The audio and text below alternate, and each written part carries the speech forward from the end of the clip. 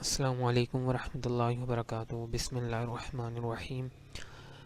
Here is Umar bin Abid, and today's lecture is what are minimal pairs and minimal sets. So this is chapter 4, the sounds patterns of language, and the book we are following is the study of language. So अब इसे देखते हैं minimal pairs और minimal sets. तो minimal pairs और minimal sets का मकसद क्या है, सबसे पहले हम ये देखते हैं।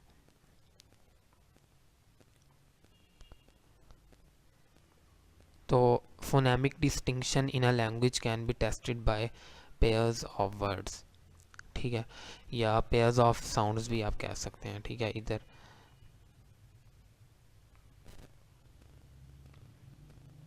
पेयर्स ऑफ साउंड्स भी कह सकते हैं कि फोनेमिक डिस्टिंक्शन का यानी ये एक तरीका है, यानी जो मिनिमल पेयर है, मिनिमल पेयर फोनेमिक डिस्टिंक्शन का एक तरीका है।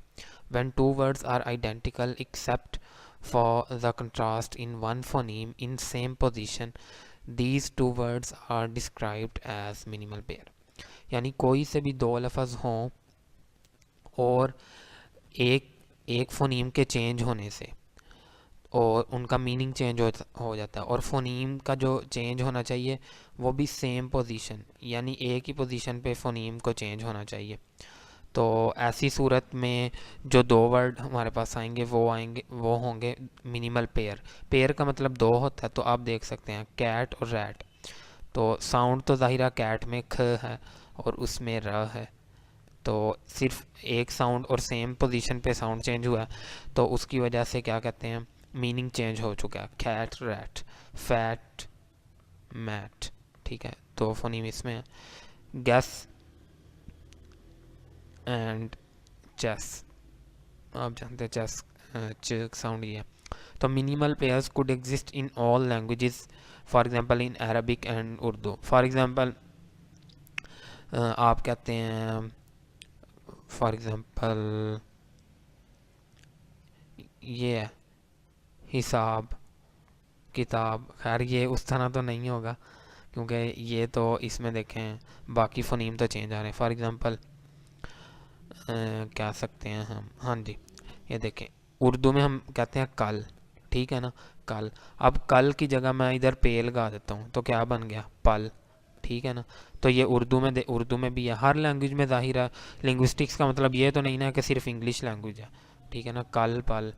इसी तरह अरबिक में भी हो सकता है, जो आपको लैंग्वेज आती है आप देखेंगे उसमें एक एक फ़ोनीम के चेंज होने से कई दफ़ा मीनिंग चेंज हो जाता है। इसका मतलब ये नहीं है कि फ़ोनीम के चेंज फ़ोनीम एक ही चेंज होना चाहिए, यानी ये एक रिकग्नाइजेशन है कि अगर एक साउंड के चेंज होने से मीनिंग चेंज हो गया तो हम कहते हैं कि ये फ़ोनीम है, और अगर मीनिंग चेंज ना हो तो हम कहते हैं कि ये फ़ोन है, ये फ़ोनीम नहीं है, जो कि हमने लास्ट लेक्चर में थोड़ा डिटेल से देखा,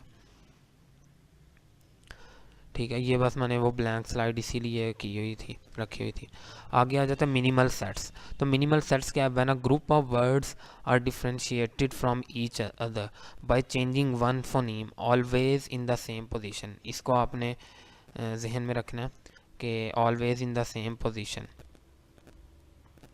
के पोजीशन भी सेम होनी चाहिए। और इसमें अब सेट्स की बात आई है, तो सेट पेयर से बड़ा होगा तो इसमें आ जाएगा ग्रुप ऑफ वर्ड्स, ठीक है। From each other by changing one phoneme always in the same position, then a minimal set is formed.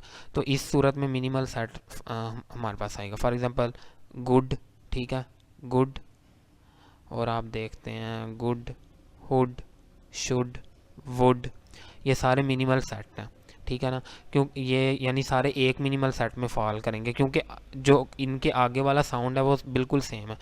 Good, hood, should, would, किस तरह के गुड, हमने साउंड को ही देखना ना, हुड, शुड, वुड, ठीक है।